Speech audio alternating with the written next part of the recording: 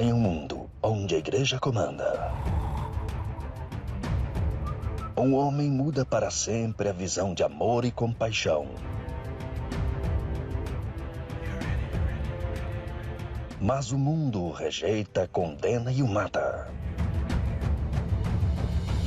No auge de seu sofrimento, no alto da cruz, ele grita: está consumado.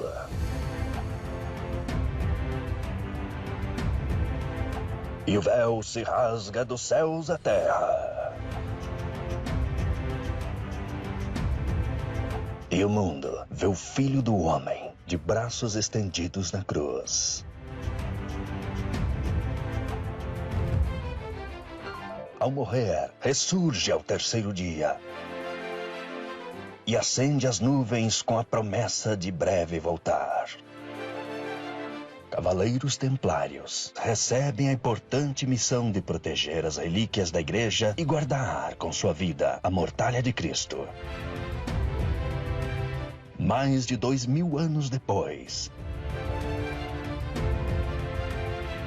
a igreja venera um manto guardado e protegido com segurança máxima. Será este o verdadeiro sudário que envolveu o Filho do Homem?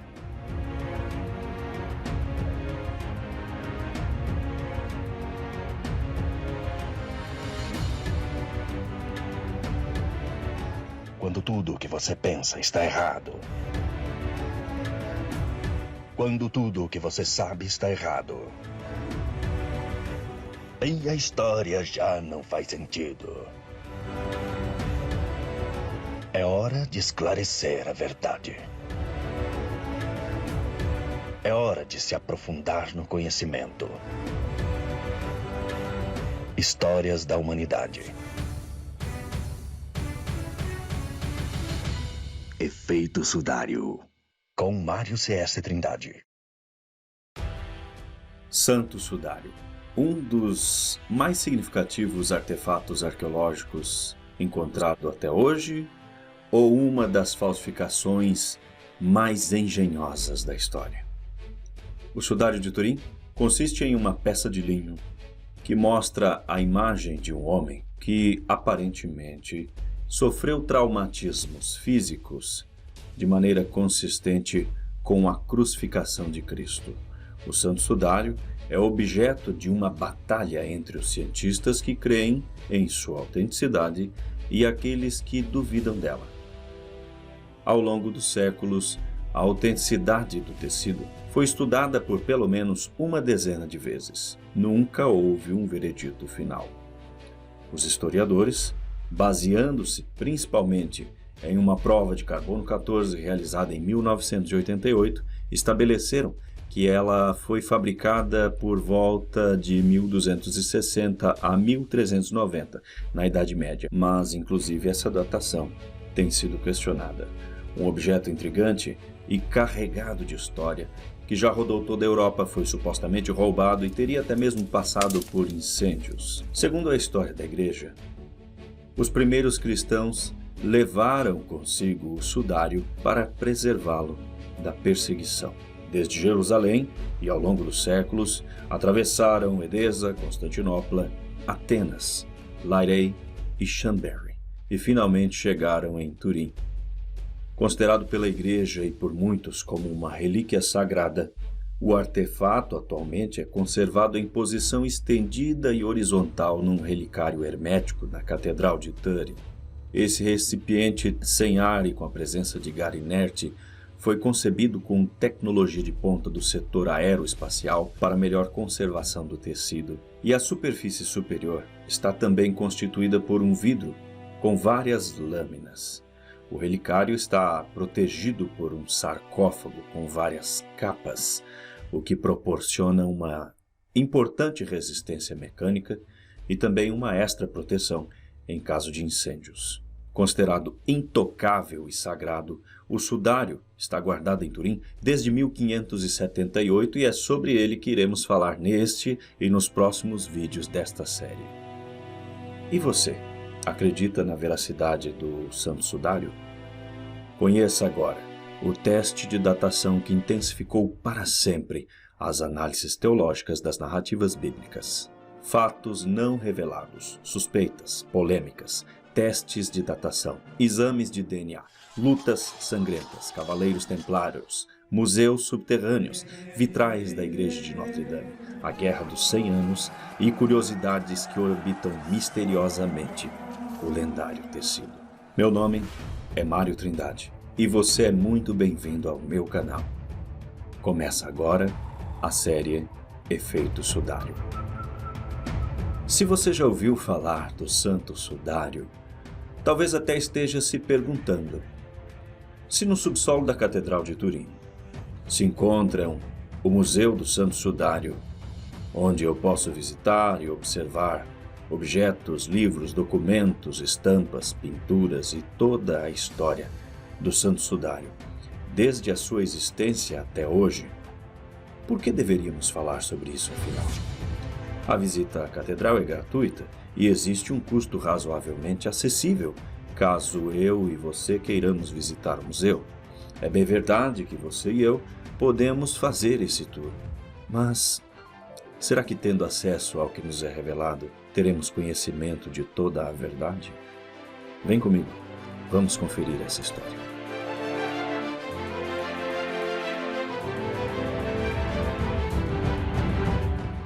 Ao longo da história, a arqueologia passou a usar a ciência em suas descobertas para comprovar a veracidade e origem das mesmas, como é o caso, por exemplo, do método de datação por carbono 14. Existe muito a ser explorado devido à presença maciça da arqueologia nas terras da Bíblia.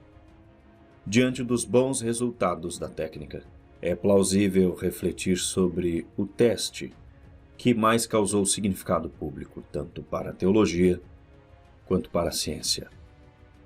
O artefato que gerou uma polêmica considerável ao ser testado pelo método de datação e que ainda continua sendo alvo de discussões é o lendário Sudário de Turim, ou Santo Sudário.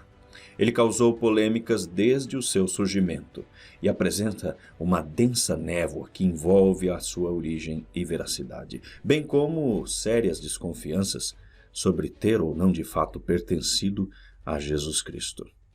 Há muitas tensões ao redor desse artefato, o sudário, envolvendo inclusive o carbono 14, um método científico. O divórcio entre a fé e a ciência é uma das marcas da modernidade, de maneira que muitos consideram que são irreconciliáveis. Entretanto, existem caminhos que apontam para um diálogo profícuo entre fé e ciência. Quais são as dúvidas ao redor desse sagrado símbolo religioso? O que a ciência tem feito para comprovar ou não a veracidade e origem deste misterioso tecido? É bem verdade que não é preciso ser cristão para se interessar e conhecer a respeito de fenômenos religiosos. A veneração ao Santo Sudário, por exemplo, é alvo de pesquisa de diversos estudiosos pelo mundo inteiro, cristãos ou não. Até mesmo ateus têm um particular interesse por assuntos que fazem parte, por assim dizermos, do quebra-cabeças do cristianismo. Um dos assuntos mais especulados mundialmente por esses estudiosos gira em torno da controvérsia acerca do Sudário de Turim. Uma discussão muito relevante que já atravessa anos por causa das discordâncias entre sua origem e autenticidade. Considerada uma verdadeira relíquia, o sudário está guardado na Catedral de Turim, na Itália, desde o século XIV. Sua origem tem sido objeto de polêmica e é apresentado publicamente a cada 10 anos. Quando exposto, geralmente fica em exposição por no máximo 30 dias. Se bem que as últimas exposições do sudário têm diminuído esse prazo e vem tornando cada vez mais frequentes suas exibições, como foram, por exemplo, os casos das 3 últimas exibições públicas que ocorreram em 2010, 2015 e 2020. Em 2010, a exibição pública durou 43 dias na Catedral de Turim e atraiu 2 milhões de pessoas, incluindo o Papa Bento XVI. que o descreveu como um ícone extraordinário que correspondia totalmente com o relato da morte de Cristo do Novo Testamento. Em 2015, apenas 5 anos mais tarde, que foi uma repentina mudança na tradição, o Santo Sudário foi exposto na Catedral da capital de Piemont. Mas desta vez, pôde ser visitado durante 67 dias. Fato curioso é que mais de 1 milhão de pessoas reservaram sua entrada para esse acontecimento excepcional com antecedência, e até o Papa Francisco esteve presente nessa ocasião. Em referência ao Santo Sudário de Turim, o Papa Francisco afirmou que o homem do sudário nos convida a contemplar Jesus de Nazaré e nos leva a subir o Monte do Calvário, a submergirmos no silêncio eloquente do amo. Sua mais recente exposição aconteceu ao vivo pela TV e pela internet no dia 11 de abril de 2020. Em declaração oficial, o arcebispo de Turim, Dom Cesare Nosiglia, pronunciou as seguintes palavras: neste sábado santo aos católicos de todo o mundo, o Santo Sudário ficará extraordinariamente exposto para veneração online. Segundo informa o site Aleteia, a decisão teria sido tomada depois da solicitação de muitos fiéis que rezam pelo fim da pandemia de coronavírus. Sabe-se que o Vaticano ganhou o Santo Sudário. E mesmo tendo recebido de presente da família real de Savoia o artefato lendário, a Santa Sé nunca se pronunciou sobre sua autenticidade. E apesar de não se posicionar de maneira clara acerca da crença no tecido, a Igreja Católica parece concordar com a veneração do mesmo. Porém, de acordo com o arqueólogo Dr. Rodrigo Silva, na própria Enciclopédia Católica, afirma-se que o tecido seria uma obra de expressão artística, o que levanta sérias dúvidas acerca da verdadeira crença atual da Igreja. Muitos acreditam que o Santo Sudário não seja mais que uma farsa, o que é mencionado pelo professor de Química Dr. Robson Fernandes de Farias, que dá ênfase a esta concepção. Farias fala sobre a suposta farsa, narrando como a datação por carbono 14, segundo ele, ajudou a desvendar esta fraude. Segundo Farias, o manto que supostamente teria coberto o corpo de Jesus passou pelo método de datação por carbono 14, mostrando que, se o linho usado no processo de confecção do sudário cresceu entre os anos 1260 e 1390 d.C., está comprovada a farsa. Essa discussão acerca da veracidade do sudário de Turim se deve à forte polêmica da suspeita de que, na verdade, se teria descoberto de fato a suposta mortalha que envolveu o corpo de Cristo. Conforme mencionam nas narrativas bíblicas, os evangelhos sinóticos Mateus, Marcos e Lucas, que relatam acerca de um lençol de linho, assim como em João, não considerado sinótico, que fala de faixas de linho. De acordo com Ismar Jassi, essas faixas são uma espécie de tiras estreitas, como ataduras. E João acaba mencionando também uma mortalha como que um grande lençol. Para que essa análise seja mais enriquecida com os elementos fundamentais dos quais precisamos saber antes de refletirmos um pouco mais profundamente acerca do assunto, é essencial reunirmos da forma mais organizada possível alguns dos últimos acontecimentos envolvendo o sudário, as correntes de pensamento e o carbono 14. Por isso, preste muita atenção nos seguintes dados. Nenhum objeto na história da erudição tem sido tema de tanto debate e estudo quanto o Santo Sudário. Essa peça de tecido de linho contém as imagens anterior e posterior de um homem aparentemente crucificado ao estilo romano. Os ferimentos correspondem aos que foram sofridos por Jesus. Os proponentes argumentam que se trata da real mortalha de Cristo, enquanto os oponentes veem na peça uma farsa engenhosa. Os detalhes históricos como os conhecemos são os seguintes. As primeiras referências a respeito da relíquia aparecem na própria Bíblia, e desde o século XIV a peça é considerada como o tecido que envolveu o corpo de Jesus. No entanto, a famosa imagem que aparece em sua superfície só foi descoberta em 1898, quando o fotógrafo italiano Secondo Pio encontrou a nítida figura de um homem no negativo de uma foto que ele havia tirado. Mas como isso foi possível? Sabe-se basicamente que o sudário apareceu pela primeira vez na França na década de 1350 e que o proprietário morreu em 1356 sem, na verdade, revelar onde ou como adquiriu a peça. Será que é isso mesmo? Como explicar a transição da Judéia à Europa? Bem, de acordo com Tiago Ossi, do site Live Science, segundo a lenda, por volta do ano 30 d.C., o sudário foi secretamente transportado da Judéia até Edessa, na Turquia, onde foi alojada antes de seguir para Constantinopla, o nome de Istambul, antes dos otomanos assumirem o poder, onde permaneceu durante vários séculos. Veja como alguns fragmentos da história se encaixam curiosamente no meio do relato de Tiago Ossi. Alguns acreditam que o Santo Sudário de Turim seja igual ao Mandilion, relíquia sagrada de Constantinopla, pela qual se dizia conter a impressão divina e milagrosa da face de Jesus. Conta-se que o Mandilion foi descoberto em 525, em Edessa, na Turquia Oriental, que ele fora encontrado na capital bizantina em 944 e que a mortalha desapareceu de Constantinopla em 1204, quando um exército de cruzados saqueou a cidade. Os líderes da expedição eram franceses, o que pode explicar a jornada da mortalha até o Ocidente. Curioso, não é mesmo?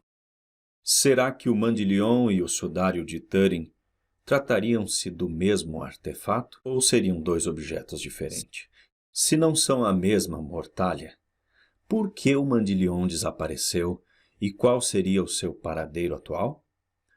Continuando o relato de Tiago Ossi, segundo a lenda, depois de 33, após ter sido levado de Judéia até Constantinopla, bem mais tarde, em 1204, quando os cavaleiros das cruzadas invadiram a cidade, o lenço foi levado para Atenas, na Grécia, e ficou lá até 1225. Porém, relatos mais aprofundados atestam que os primeiros testemunhos seguros sobre a sua origem são do século XIV. O primeiro registro feito pela Igreja Católica data de meados de 1350, quando o cavaleiro Geoffroy de Charny depositou o sudário na pequena igreja colegial de Nossa Senhora, por ele fundada em 1353 em Lirey, próximo a Troyes, na França.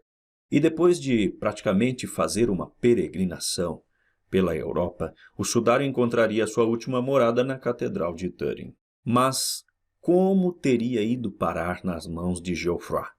Geoffroy era um cavaleiro a serviço do rei Jean II da França e um membro fundador da Ordem da Estrela, uma ordem de cavalaria fundada em 6 de novembro de 1351 por Jean II da França, semelhante à Ordem da Liga de 1347 de Eduardo III da Inglaterra.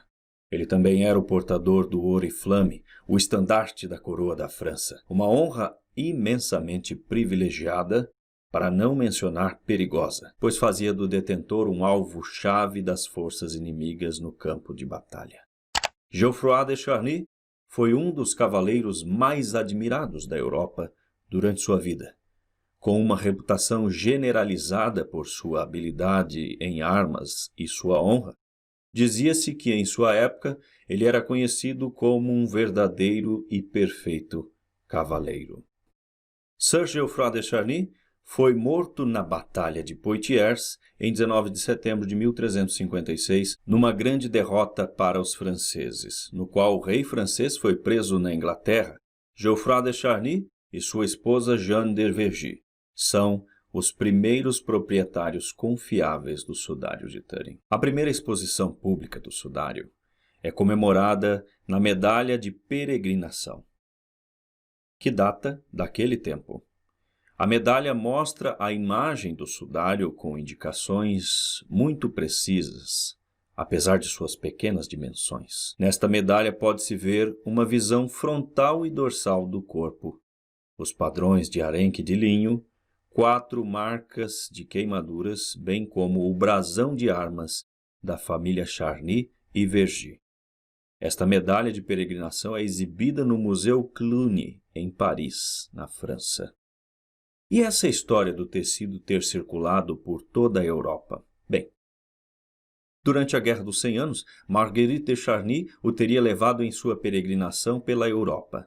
Até que os duques de Savoia em Chambéry o acolheram, eles se tornaram proprietários do Santo Sudário em 1453 e o conservaram na Sainte-Capelle de Saint-Thierry. A segurança do sudário foi prejudicada pela Guerra dos 100 Anos. As grandes companhias que saquearam a França entre ataques e assaltos entre 1337 e 1453 forçaram os cânones de Liray a entrar em um acordo com Humbert de Villers-Sexel II, o marido de Marguerite de Charny, filha de Geoffroy II, para que o sagrado linho fosse transferido com segurança para o castelo de Montfort.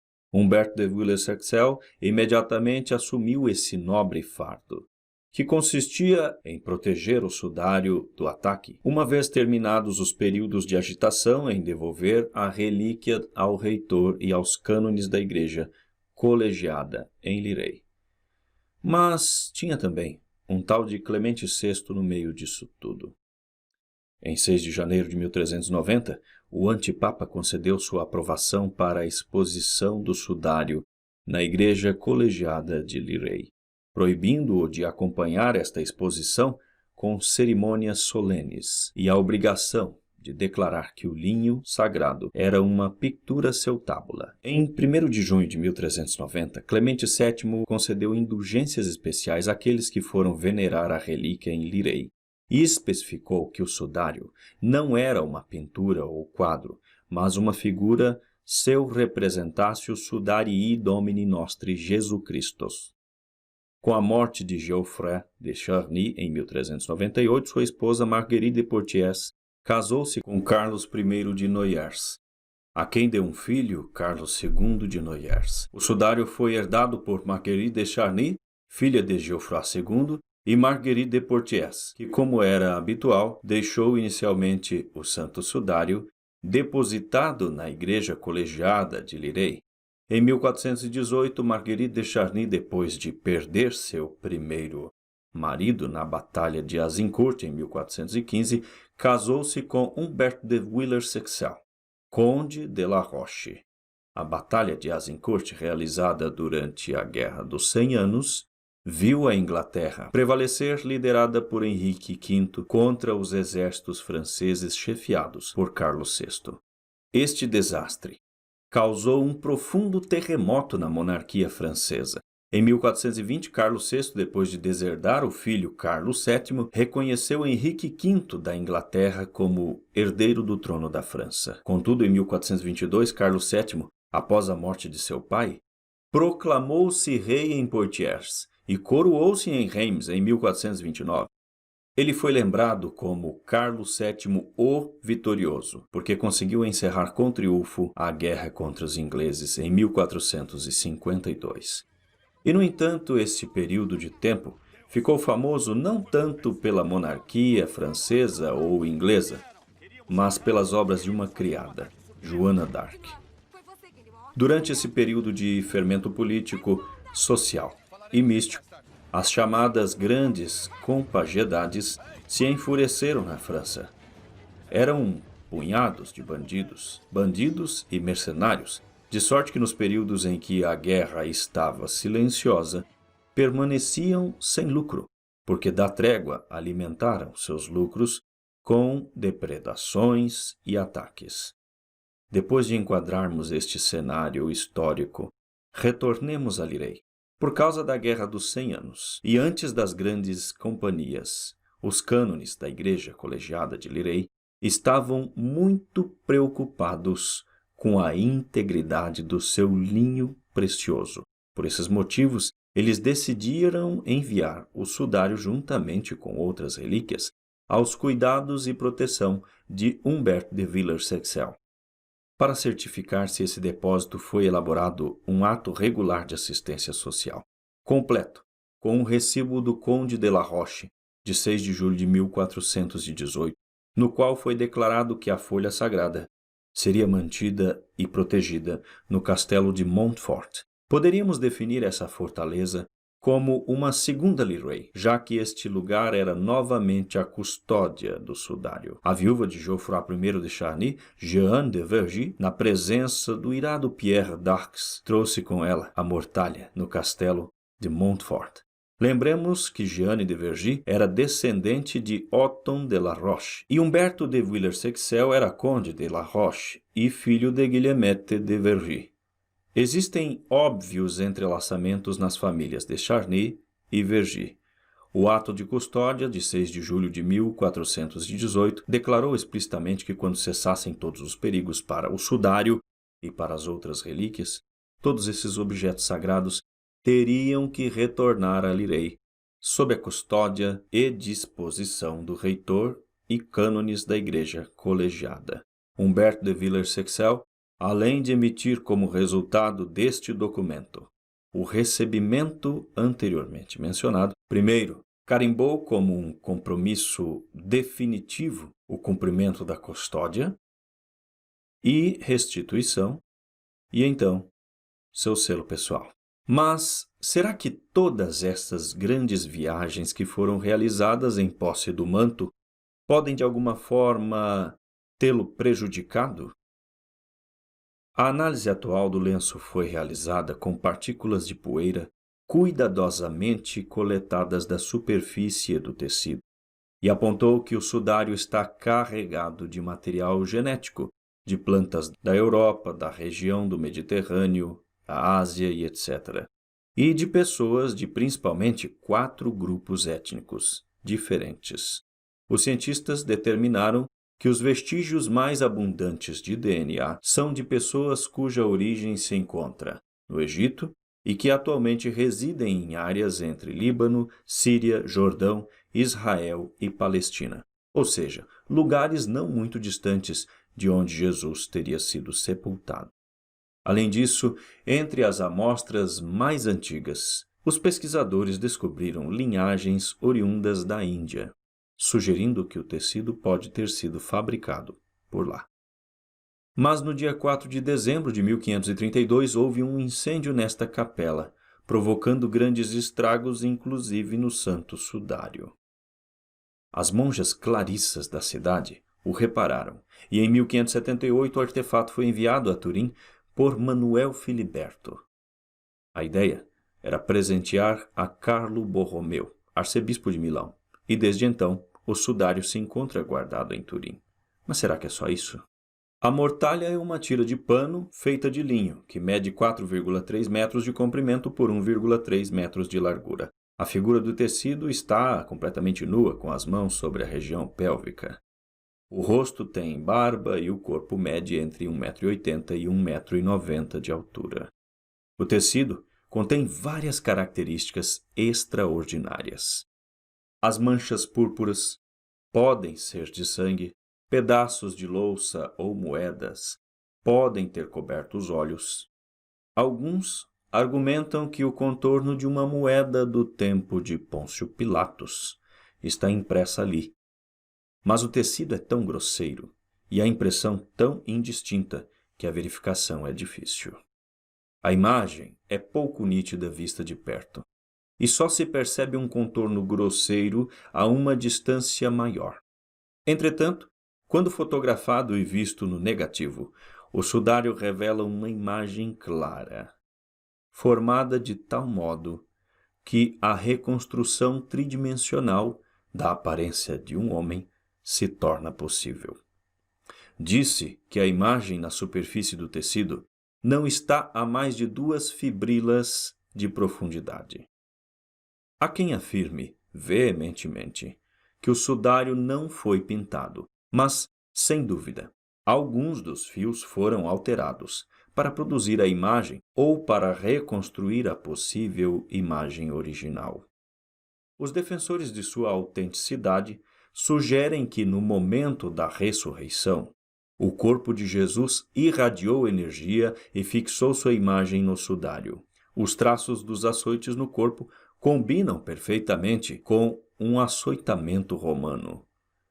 As mais de 100 marcas de açoite evidentes na imagem têm a forma de haltere, extremidades com bolinhas de metal ou pedaços de ossos, também compatível com o flagelo humano, como bem retrata o filme A Paixão de Cristo, de Mel Gibson. Os ombros exibem esfoladuras que seriam normais caso a vítima tivesse carregado a barra transversal de uma cruz. Estudos sobre a terra e o pólen, preservados nas fibras, indicam que o pano é originário de Jerusalém ou de um lugar próximo. Recentemente, os defensores da autenticidade do Santo Sudário argumentam que ninguém, na Idade Média, teria capacidade para criar uma peça como essa de modo proposital. De acordo com Smargiassi, em 1988, porém, os cientistas britânicos liberaram os resultados do teste de carbono 14, que datou o tecido entre 1260 e 1390, e julgou-se o sudário como uma fraude. Contudo, outros investigadores argumentaram que a amostra usada no teste teria sido retirada de uma parte do sudário que havia sido consertada, não do tecido original.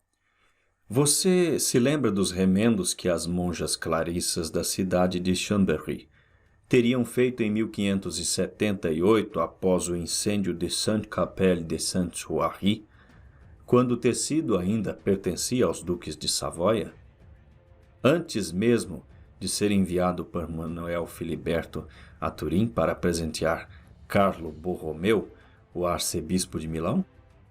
Seria muita coincidência se as amostras retiradas para análise fossem justamente desses remendos novos? Faz ou não sentido para você? Você daria um presente tão valioso todo esburacado? Ou seria melhor conservar sua originalidade, mesmo com o risco de se desmanchar completamente? Séculos depois, na década de 80, a datação por radiocarbono, que mede a taxa em que diferentes isótopos dos átomos de carbono decaem, sugeria que a cobertura foi feita entre 1260 e 1390 depois de Cristo, dando crédito à noção de que era mesmo uma falsificação elaborada, criada na média idade. Isótopos são formas de um elemento com um número diferente de nêutrons. Mas os críticos argumentaram que os pesquisadores usaram partes remendadas do tecido para datar as amostras e que poderia ter sido muito mais jovem que o restante da peça. Além disso, o Evangelho de Mateus observa que a terra tremeu, as pedras se partiram e os túmulos se abriram, depois que Jesus foi crucificado. Então, geólogos argumentaram que um terremoto na morte de Jesus poderia ter liberado uma explosão de nêutrons. A explosão de nêutrons não só teria jogado fora a datação por radiocarbono, mas também teria levado à impressão escura na mortalha. Em 2002, 470 anos depois, o sudário passou por restaurações substanciais, inclusive pela remoção do concerto que havia sido feito em 1532, quase 5 séculos antes. Alguns investigadores temem que esse processo limite ou invalide qualquer verificação posterior. Curioso, não? Seria uma perda irreparável. Porque diante da suposta fraude, tornou-se eminente a necessidade de testes científicos. Algo que causou pânico à igreja. Nessa altura, tudo que antes estava pegando fogo já havia esfriado, e o assunto quase teria morrido por ali. Não fosse uma técnica revolucionária, que ainda não existia no século XIX, o que faria com que o interesse pelo lençol famoso da lenda fosse completamente renovado em 1889, após algo surpreendente e literalmente revelador, que deixou todos estarrecidos. O progresso da técnica tornou possível algo que para muitos era aterrorizante. Foi quando apareceu no negativo da placa fotográfica um rosto. O polêmico lençol ou sudário que envolveu Jesus e que agora, mais de 2000 anos depois, poderia estar nas mãos da igreja, teria sido comprado por um sujeito rico que seria uma espécie de discípulo escondido de Jesus. Um membro de destaque do Sinédrio, que não concordava com a decisão e com os atos dos demais. Um homem bom e justo. Seu nome? José de Arimateia. José solicitou o corpo de Jesus após a constatação de sua morte. Talvez um claro sinal de preocupação que ele teve com o Senhor. O Senhor do sábado deveria passar o sábado na sepultura, em descanso, conforme a passagem em Lucas 23:54. José, ao reivindicar o corpo de Cristo, fazia o mesmo que Abraão. Depois que apresentou sua oferta, expulsando as aves de rapina de sobre o corpo, semelhante à rispa. A forma como eles enrolaram a mortalha determinaria sua fé na hora da ressurreição. Ele sairia de dentro do lençol sem desenrolá-lo. Quando ele ressuscitou, o lençol ficou intacto. Mas esse é um assunto para o próximo episódio, quando falaremos de outras polêmicas que também envolvem a mortalha, como por exemplo o sudário de Santa Verônica, a febre da coleção de relíquias dos mártires, a possível fraude descoberta dos secretos arquivos papais de um documento datado de 1389, o misterioso retrato do fotógrafo italiano Secondo Pio, os exames de DNA, os testes de terra, pólen e sementes. Será mesmo verdade que um médico cientista tenha realizado crucificações reais em laboratório em vários cadáveres, a fim de reconstruir o experimento da impressão na mortalha? O que Leonardo da Vinci pode ter a ver com o Santo Sudário? E por que a Igreja Católica permanece em silêncio? Isso e muito mais você confere ao longo da série. Não perca o próximo vídeo. Se você está gostando do conteúdo dessa série, fique à vontade para comentar, curtir ou compartilhar. E assim continuaremos produzindo os vídeos assim como este que você acabou de assistir. Se esse tipo de assunto lhe interessa e você gosta de aprender, se inscreva no canal e ative as notificações para ser avisado assim que sair o próximo capítulo. Obrigado por assistir. Nos vemos no próximo episódio da série Efeito Sudário.